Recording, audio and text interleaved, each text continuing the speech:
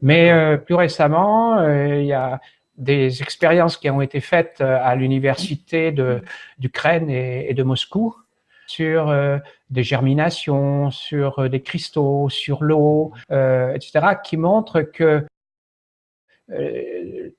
par exemple, le pouvoir de germination est augmenté, que le pouvoir de guérison aussi sur des virus, pour empêcher les virus de se développer aussi, ce pouvoir-là est augmenté, etc., etc. Et que même autour, une pyramide, elle peut modifier la radioactivité dans le terrain tout autour, et que ça pourrait être un outil de décontamination radioactive, par exemple. Donc, ce sont des études qui ont été faites. Donc ça c'est pas forcément l'usage qu'il y a sur la grille, mais ça nous montre le pouvoir d'énergie des pyramides.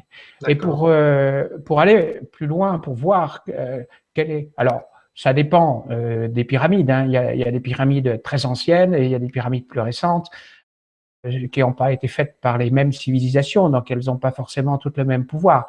Mais si l'on parle de la grande pyramide de Gizeh, il a été montré qu'elle était liée aux énergies d'Orion.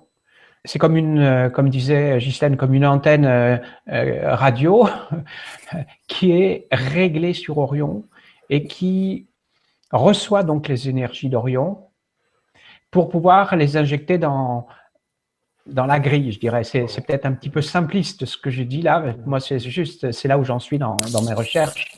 C'est certainement plus complexe que ça. Mais c'est juste pour montrer que ces pyramides, certaines de ces pyramides, ont une fonction de relais de transformation pour nourrir la grille entière. Et à travers la grille, puisque la grille est reliée aussi aux êtres humains, eh bien, elle va transmettre des nouveaux codes d'information venus des étoiles pour les transmettre dans la grille et dans chacun d'entre nous, afin de impulser une nouvelle évolution de l'humanité.